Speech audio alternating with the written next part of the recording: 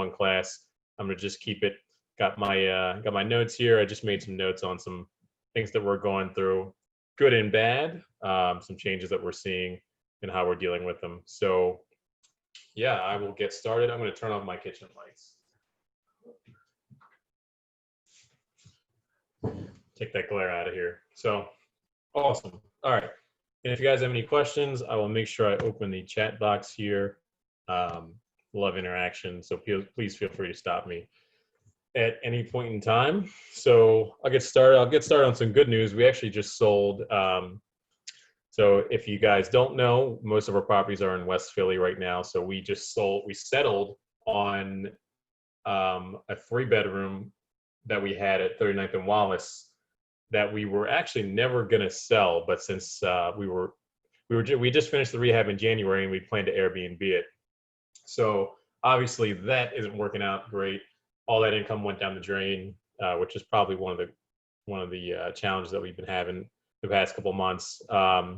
So we pivoted and we put it up for like 20,000 more than I actually thought it would sell for, and got super, super, super lucky. A home buyer, actually someone bought it who was going to have their daughter go to Drexel. So I'm very, very thankful for that. We were kind of like getting a little short on cash, so needed to offer property and didn't want to sell that one, but it made the most sense, and we thought it would sell the quickest. So yeah, we've definitely seen, if you guys don't know, we had a couple of Airbnbs. We had 4 or 5 of them, and my house being included in one of them. And obviously in March, like all that income just went straight out the window. Probably had like 95% of the reservations cancel. And we were lucky enough to, what I did see was for the larger units, and this is, I talked to plenty of other people who were in the same situation, for 3 bedrooms and up, I think got hit the hardest, because obviously nobody's traveling in groups right now. So our Wallace Street house, for example, the one we sold, we had intended to, that was supposed to gross maybe $3,000, $4,000 a month. And so if you think, I had my house, I had our other apartments. We have a 2-bed and 1-bedroom apartment. We were going to pick up a 1-bed in Queen Village. Pretty much just like probably $7,000, $8,000, $9,000 a month that I thought we were going to be getting in, flew right out the window on like a 7-day period. So that's why we pivoted and ended up selling the one home that we had on Wallace Street. The other duplex that we have at 43rd and right above Lancaster, we were lucky enough to get a couple tenants for like 3 weeks, a month. So we got some longer, like 1 to 4 week reservations in there that held us until just about. They both turned over in the past like 10 days. We've had a couple short-term reservations. So I'm trying to figure out what to do with that. It's very weird, because the other thing I've noticed is that it seems that the quality of person on Airbnb has changed a lot. We have all these problems with people from Philly in the area sending us messages, and I'm just like, I'm so turned off by it. I don't even want to accept. I have someone that wants to stay in one of our apartments this weekend, and even though they have I think it's one good review, they're from Philly, and like, I don't know, why do you want to stay in my apartment for a weekend if you live in the city? I'm just so worried about our places getting destroyed. So it's definitely been a concern. So I'm trying to figure out whether we're going to be converting the rest of what we have to just long-term rentals. Also, another weird thing that is affecting our general strategies, like right now we've had appraisal issues. I've seen personally appraisal issues like across the board with buyers and sellers that I'm working with, and for our Osage project, and I'm worried about it for our refinances. So at the beginning of this, in March, I had, if you guys are familiar with our Osage project, we had like 4. Everything sold. We had 4 garages that we saved at the end of the project that were they were selling for a little bit more than the other units. We had all our normal units were selling at $265. Garages were selling at like $280, $285, and so everybody fell out. All 4 of the people, and I was going to buy one myself and live there. I decided not to. So it was really weird, because we just had $1 million in pending income just fall through. And again, that all happened pretty quickly.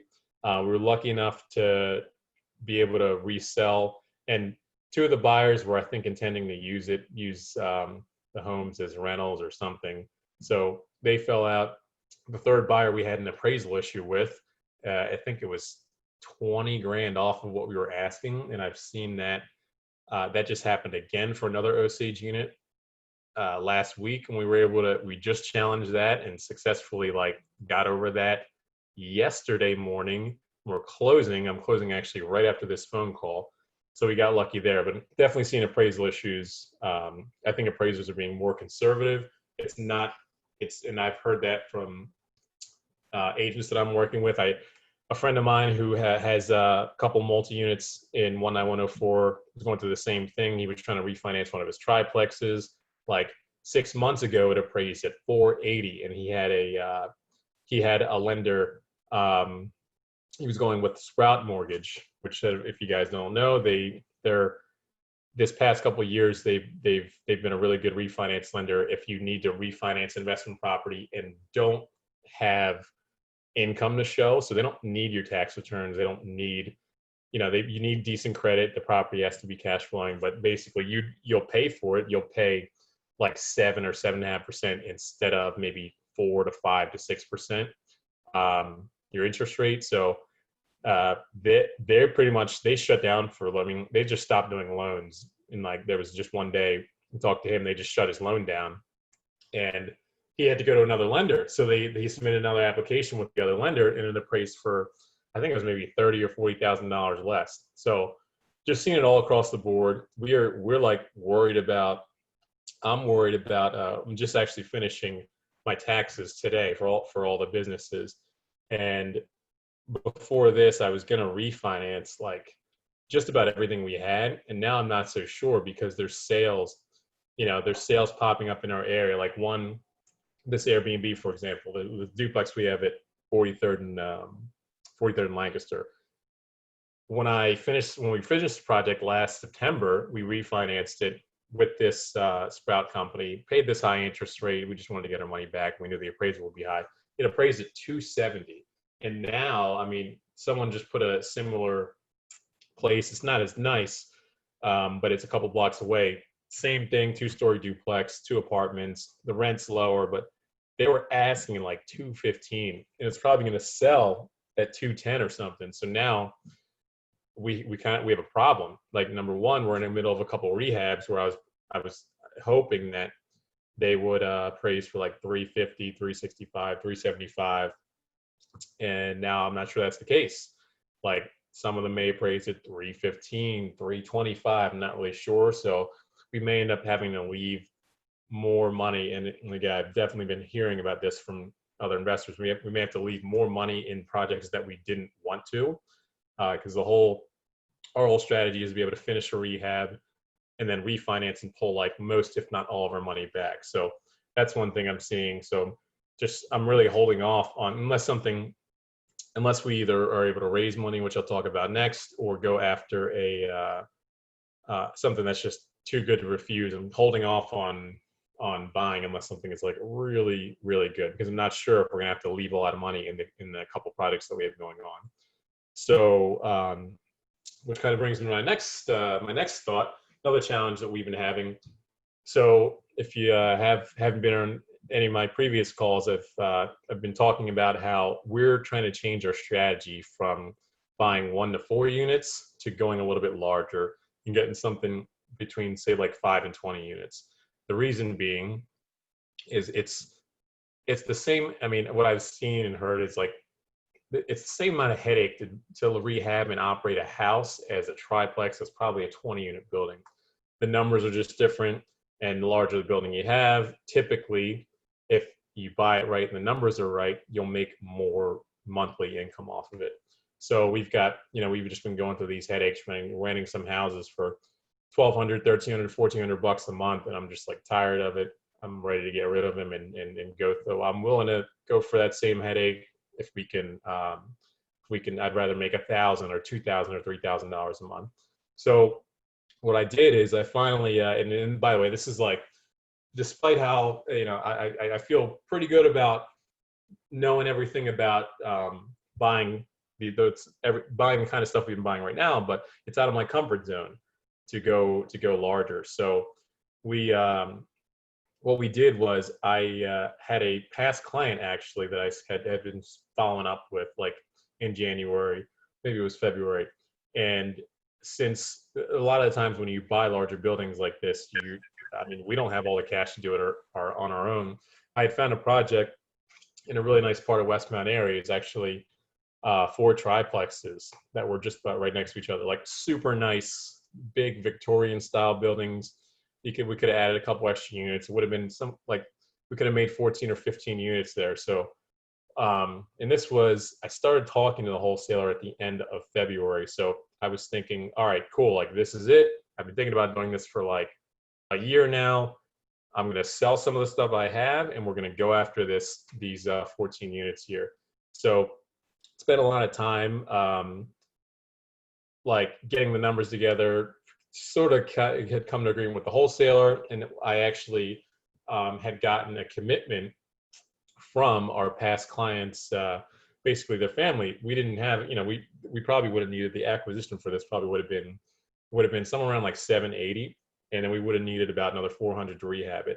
And so like usually you have to put down anywhere from 20 to 30% of like the entire project cost. So that would have been, we're talking, we needed at least like $200,000, and we don't have all that right now.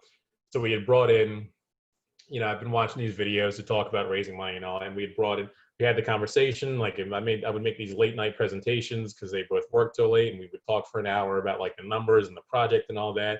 And they were in, and then the virus hit.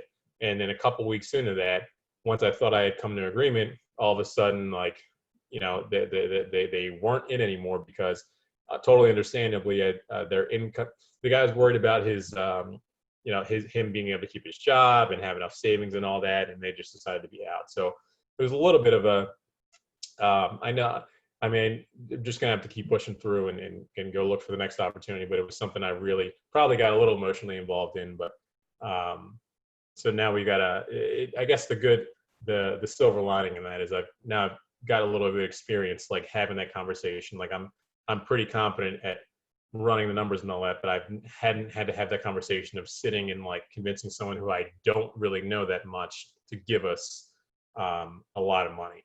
So that was a little bit of a challenge.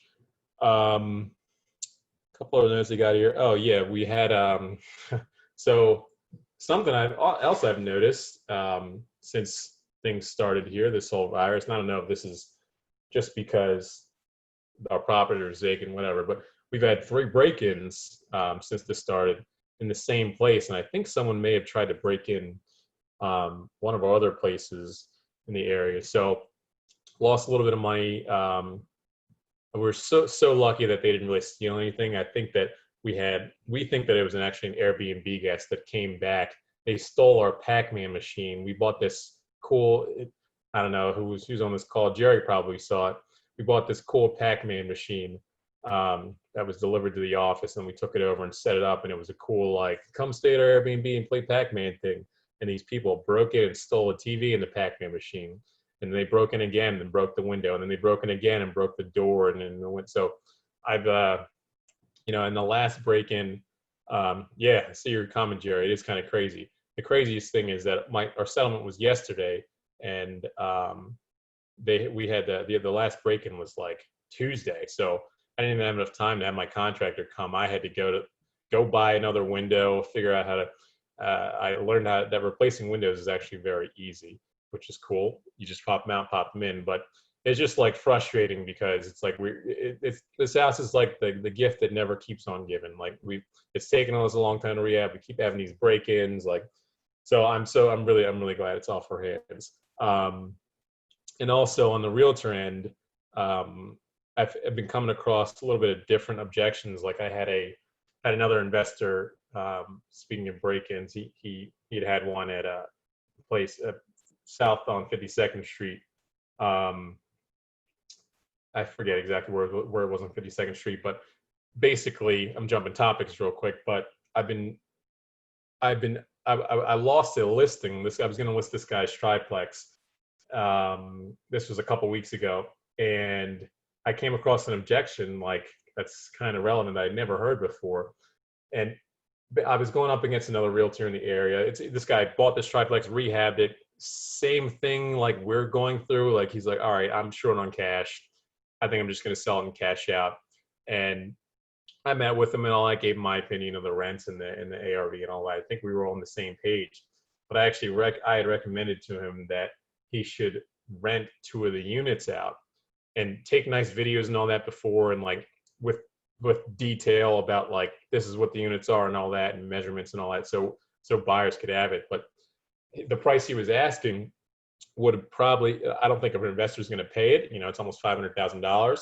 I think a retail buyer who's going to want to live in one of the units and then rent the other 2, and they'll make $2,500 a month, and they'll buy it for whatever it is, $480.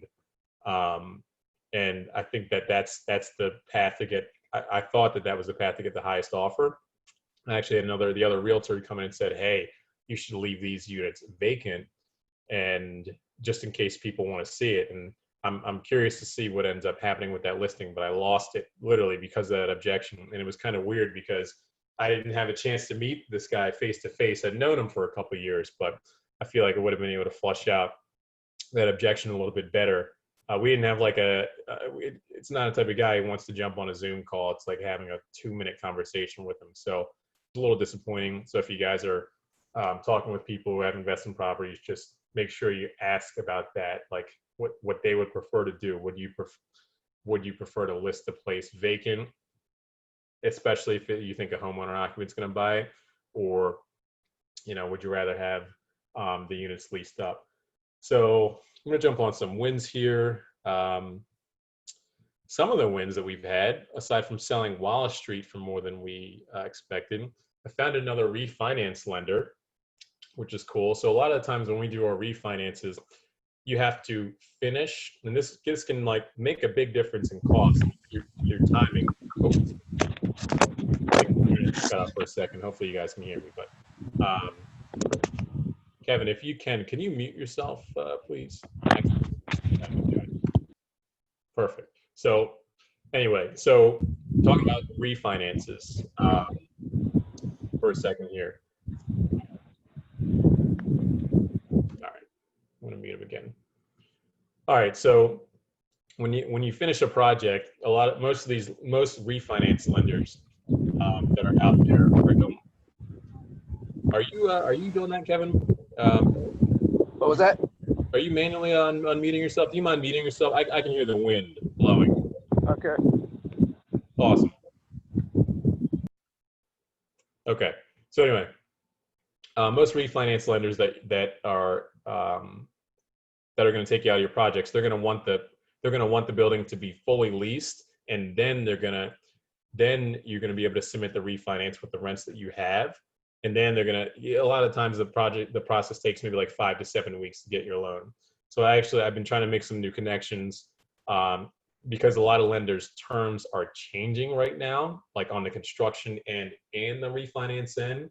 So I found a lender that once you build a relationship with them, they may not do this in the first loan, but they can start the loan process sooner. Like you don't have to have the building actually leased out. You give them the estimated rents, you give them and you give them everything else that you have on the property. You can start like a month or 2 before you're done your rehab, and then after they can approve you, do the underwriting, basically get the loan committed, and then pending you actually renting the units for that much. That's a big difference because it's instead of if you finish a place like what are we in May? If I was finishing a place right now and couldn't start my refinance until June 1st, I might not be closing until late July or like early August, depending on what the lender is. But with these guys, it's ESSA Bank, by the way, if you guys are wondering. Just let me know if you want me to connect you with a guy. I think it's going to be a big difference in saving us time and more hard money interest costs, because if I'm finishing, we have a couple places I'll be finishing in late July and like early August, and so I'll be able to start the refinances on those like next month, so we can stay ahead of the game. So that's a big one. What else have we been having? Oh, another jumping. Well, before I get to the challenges we've been having with some public agencies. I've also noticed that construction lending terms have changed. So for a good example is this project that we were looking at in West Mount area. A lot of lenders are pulled back. And interestingly enough, like literally today, I just saw a Facebook post in some investment group that one of the lenders may be opening up, but a lot of lenders 3-4 months ago, if you were trying to buy a place for say 200 and put 100 into it, and it was going to be worth, I don't know, 4.25, let's say, right? They would give you 90% of your purchase price and then fund all the construction. So you would only need $20,000 plus closing costs, plus interest reserve, all that. Say it's probably going to be $35,000. And then you would need money to use as your construction, for the construction, and then get it drawn back. A lot of lenders have changed, and now they might want you to put down, instead of 10% of the purchase price, they might want you to put down like 20, 30% of the purchase price. So on a $200,000 purchase price, it's a lot of money. Instead of you putting 20 plus closing costs, all of a sudden you might need to put 60 plus closing costs. I see your comment here, Jared. Yeah, and I talked to so many people who, the hard money lenders, I mean, I talked to guys who had this happen like the day before closing, where all of a sudden the lender's like, yo, I need 50 grand more from you. Someone to talk to who's going to buy a place down here in Point Breeze, that happened to them. They had to back out of the deal. And then what happens to your deposit money? It's not a good look, and it can definitely jam you up.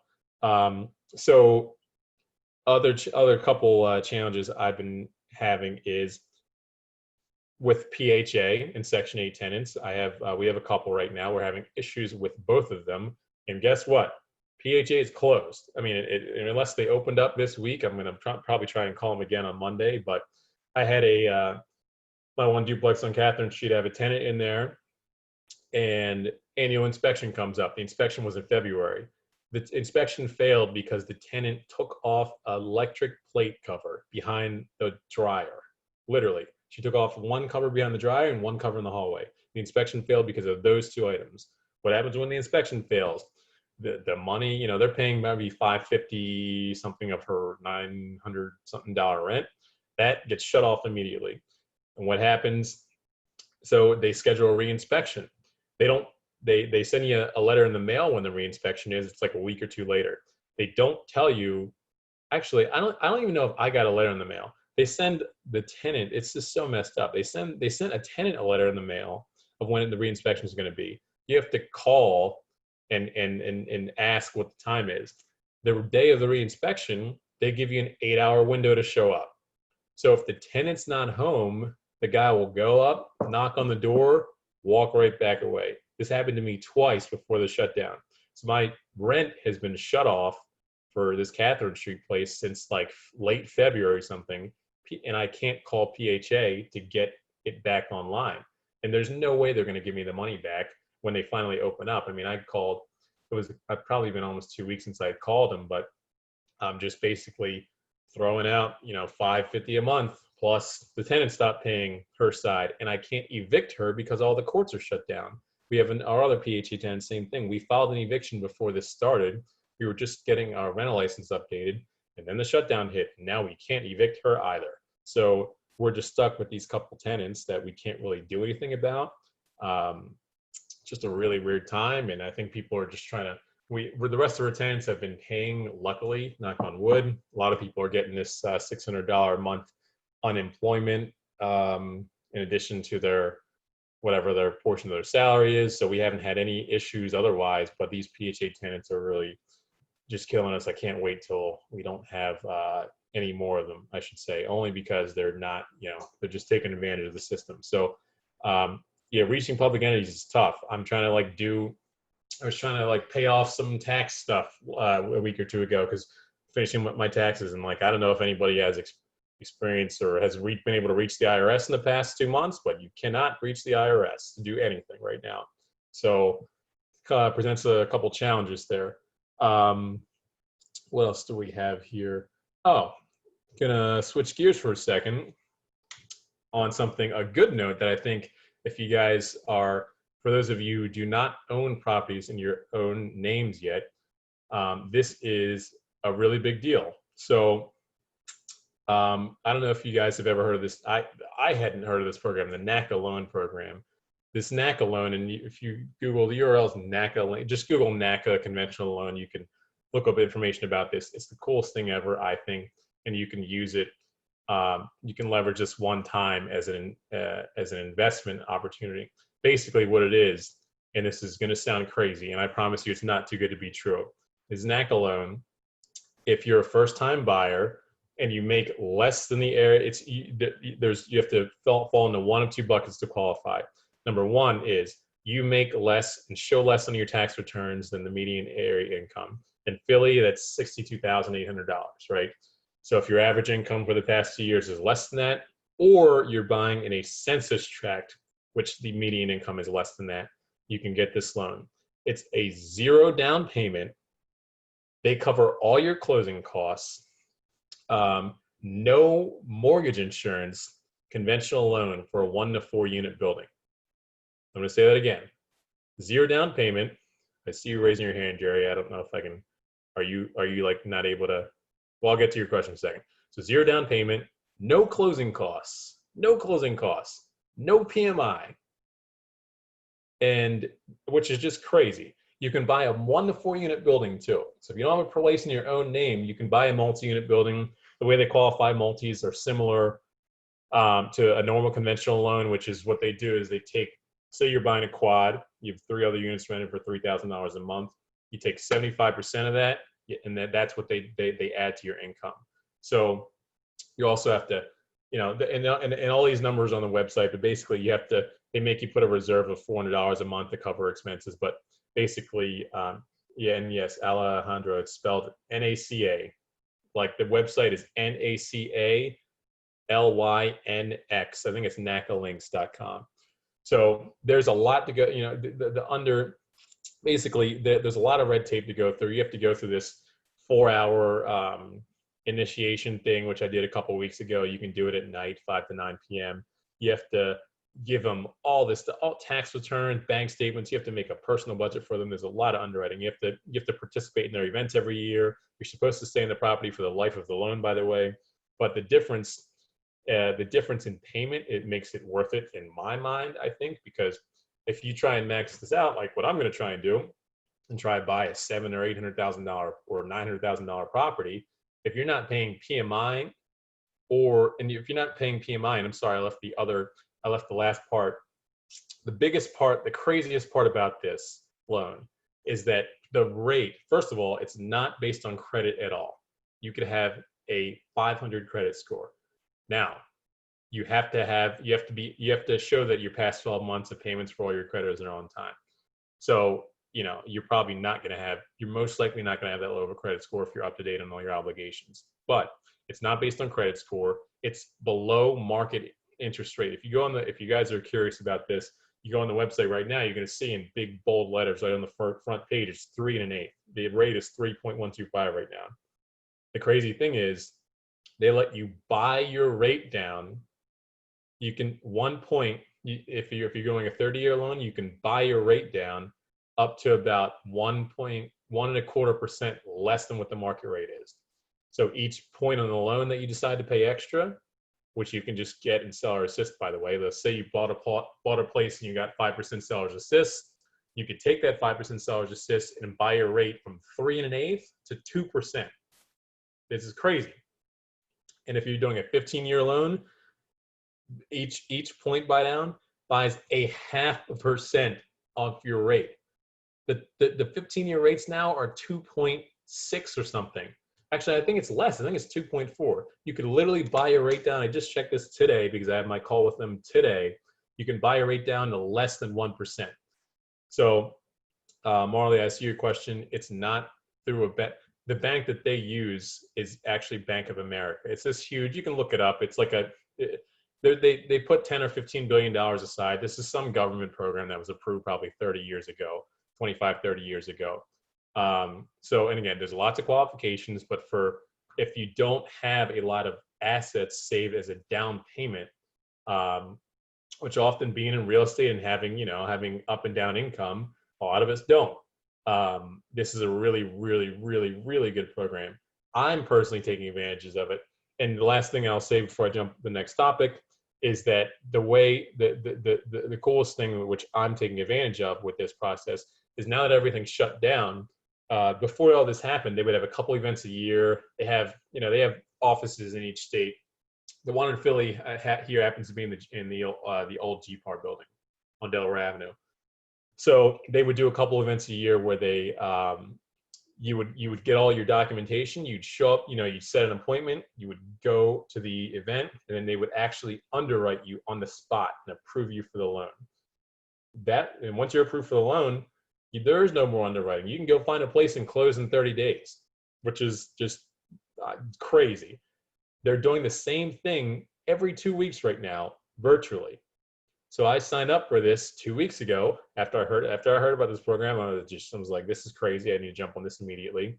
Did the 4-hour class, signed up for my slot, and I'm number like 650 in line or something right now. So that means they'll probably call me, I don't know, probably tonight some point. But they literally underwrite you on the spot, and then you're approved for the loan, and then you can go find a place. So if you guys don't own properties yourselves, I'd highly suggest using that. I mean, it's a good way to get a small multi-unit building and not pay PMI and not pay a high interest rate. So it's completely impossible to do under any normal circumstances. So I'm not even worried about the inflated prices of some things I see out there right now. I'm going to be taking advantage of it. And I'm going to type in the link for you guys. Hey, Rodney. Yes. Hey, I was just going to jump in and say, it's like you said, it's been around for a while. It's actually not until a few months ago where they changed the program. I absolutely used to hate it. Really? It used to be the worst program you could ever think of. Interesting. Instead of going and getting underwritten in a day, it took about 8 to 16 weeks. Yeah, that's what he said, something on our site about that. But for anybody who's interested, there's $13 billion that basically came from a lawsuit to the government.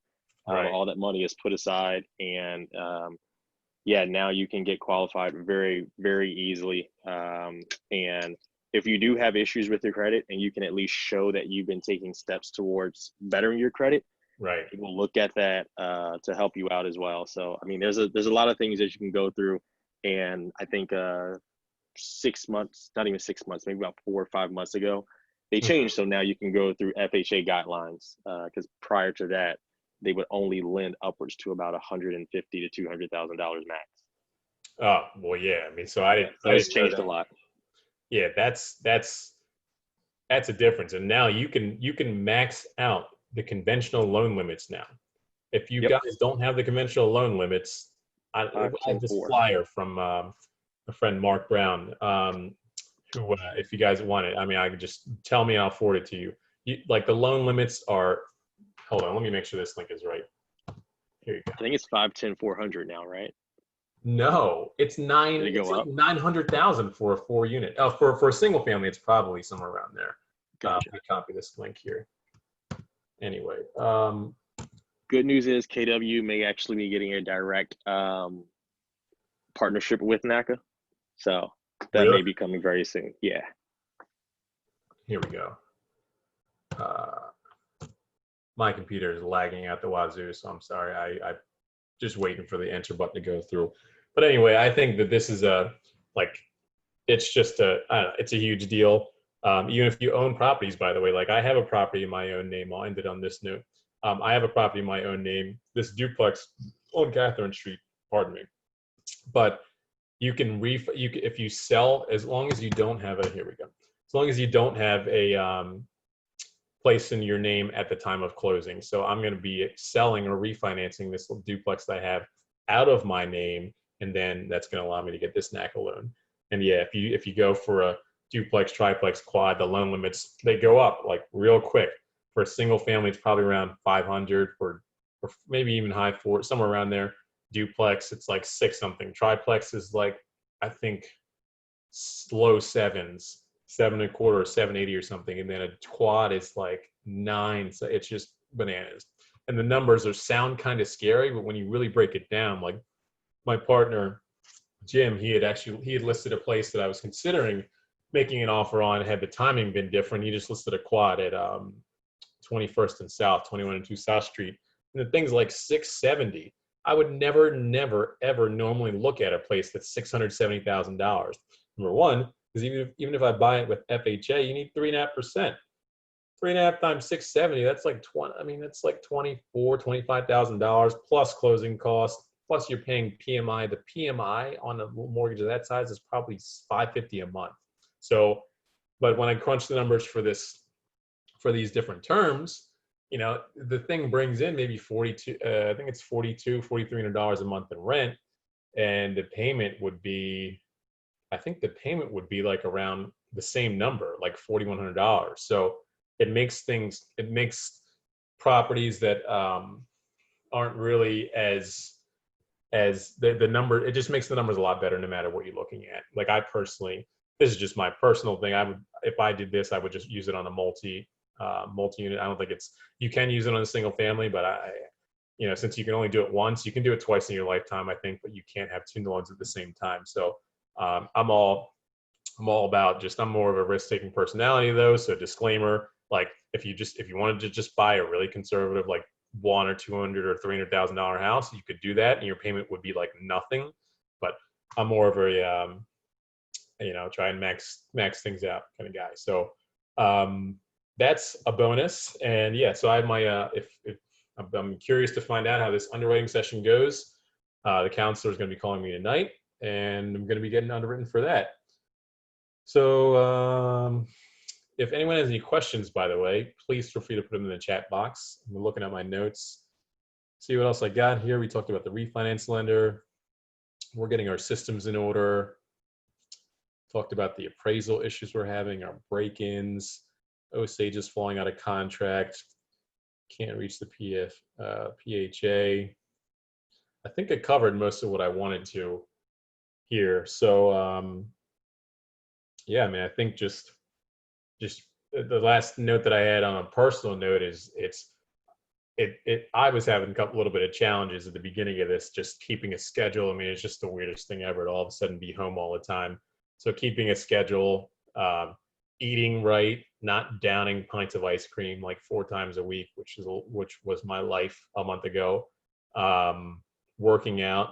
I just turned my whole gym into a backyard. Got 90-pound adjustable weights, bars, plates, you know, 200-something pounds in plates. So been feeling a lot better health-wise. And so I'm sure you guys have probably heard this a lot before, but make sure you're getting outside every day, even if it's for a walk, even if it's just standing in your yard or something, get some sunlight. It's helped me sleep a lot better than I was a month ago, and not stress out about what the heck's going to be happening in the next couple of years. Last thing I'll say before we wrap it up is I've also been learning a lot about, I still am a beginner at learning about like stocks and other types of investments other than real estate.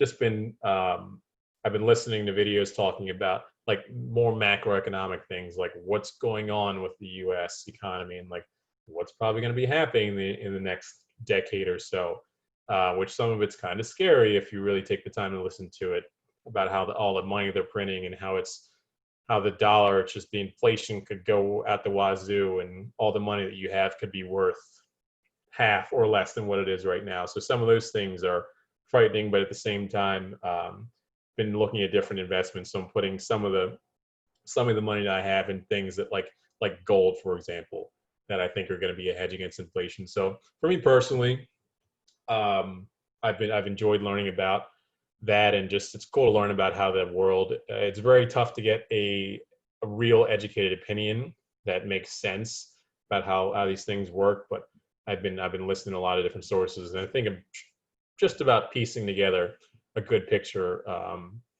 of what's to come, because I think that after this brief surge that we have back, things are going to slowly go like this, and we need to be ready for that. So that's all I got. If you guys have any questions, please put them in the chat box right now. Always, I'll give it a minute or two, and then I actually have gotta get this, read through this NACA package, and then have the closing to walk over to in a little bit. Have you worked, Jerry, and if you're still here, have you worked with anybody who's done a NACA loan before? Yeah. So I actually have a guy who, fortunately enough, has direct connection to the department here. So Oh, cool. when everything changed, he was actually one of the first people to try it on the new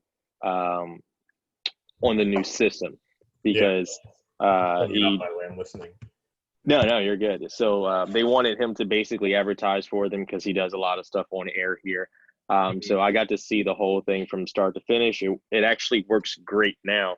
Like I said, when it first came up, I actually refused to work with people because I had worked with two or three in the past in the original system, and it went so bad that I actually started telling people not to use NACA. Yeah, I've heard some of that Don't do feedback it. from Yeah, people who were familiar with the program. I heard some of that it feedback. was it was horrible till about 4 to 6 months ago, but now it's definitely something you can take advantage of. But like you said, you do want to be careful because they do have, similar to the grants that we have in Philly, they do have the limits or the terms that you're supposed to stay in the home.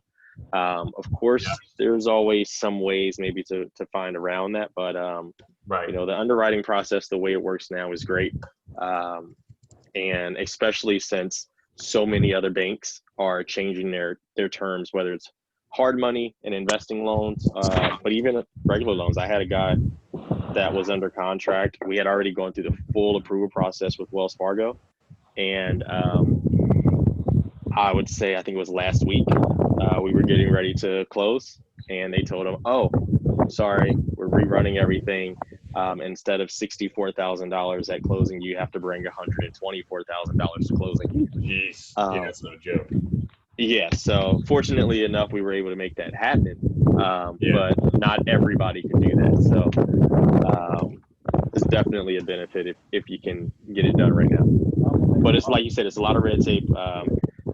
They want you to sit down the budgets and do all that stuff. I found the flyer, by the way. You guys see this? I just think this is crazy. You see the general loan limits here? I believe this was 2019. Whoever's got their, let me mute whoever has their. Kevin, do you mind muting yourself if you can? The wind is, oh, here we go. I got you. All right. So, yeah, if you see this 2019 loan limit here, all these raised a decent amount. For single family, now you can go up to 510 instead of 484. And I mean, just look at these numbers for a triplex and a quad. Now, obviously, the numbers have to make sense, and the units have to be rented for enough. But you could buy a place that's $980,000 with this loan. You're probably not going to, but because it's tough to get the types of rents that you're going to need to apply for this program. And if you're buying a place that's 980, your income is probably going to be higher than the median limit. And how do I take the screen sharing thing off? It's going to be higher than the median limit. Here we go. Oh.